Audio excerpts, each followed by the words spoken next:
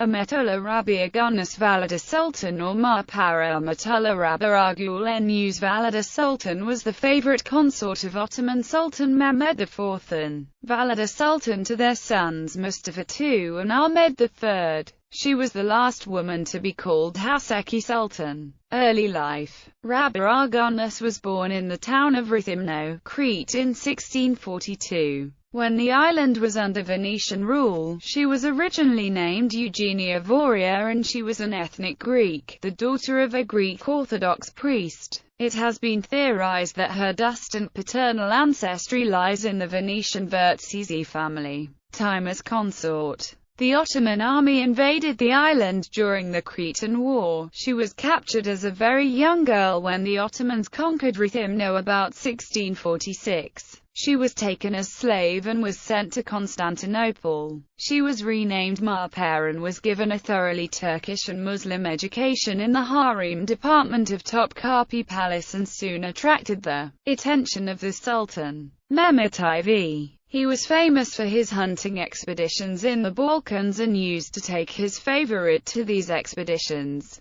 They had two sons, both of whom became the future sultans, Mustafa II and Ahmet III. Ahmet was born in Dobruka during one of the hunting expeditions of Mehmed IV. Her rivalry with Gulbayaz, an odalisque of Mehmed IV, led to a tragic end. Sultan Mehmed had been deeply enamored of her, but after Gulbayaz entered his harem, his affections began to shift. Gülnuş, still in love with the Sultan, became madly jealous. One day, as Gulbayaz was sitting on a rock and watching the sea, Gülnuş slightly pushed her off the cliff and drowned the young odalisque. Or according to others, she ordered Gulbayaz's strangulation in the Kandilli Palace. Some writers stress the fact that Gülnuş was a ruthless person, claiming that she attempted to have her husband's brothers Süleyman II and Ahmed II strangled after she gave birth to her firstborn Mustafa. But that mother Turhan Hattus Sultan had hindered these attempted murders.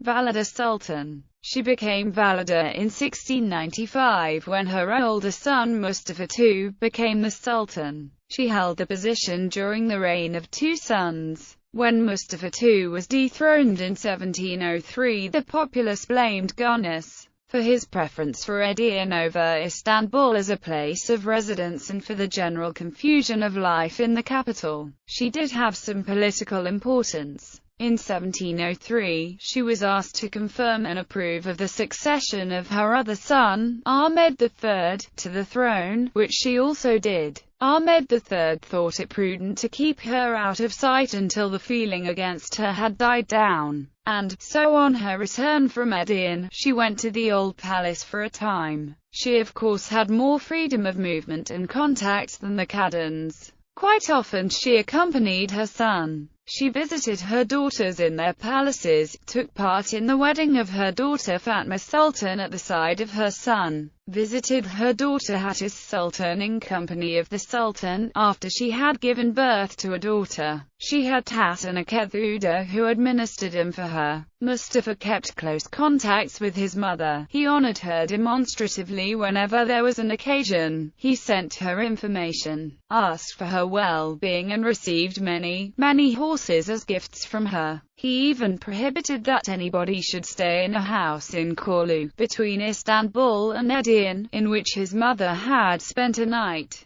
She is also attributed to having advised her son to the war with Russia in 1711. In 1709, King Charles XII of Sweden settled in Bender within the Ottoman Empire during his war with Russia. He wished the Sultan to declare war against Russia and form an alliance with Sweden. The Sultan was rumored to listen to the advice of his mother, who had a large influence over him. Charles sent Stanislaw Poniatowski and Thomas Funk as his messengers. They bribed a convert named Gowan, formerly a Frenchman, who worked as a doctor in the palace. Gowan arranged a meeting with the personal slave of the Valide, a Jewish woman, who they gave a personal letter to the Valide. They were also introduced to the Hungarian eunuch Horwath, who became their propaganda person in the harem. The Valida became intrigued by Charles, took an interest in his cause, and even corresponded with him in Bender. On the 9th of February 1711, Turkey declared war against Russia, as the Sultan had been advised to by his mother, who convinced him that Charles was a man worth taking a risk for.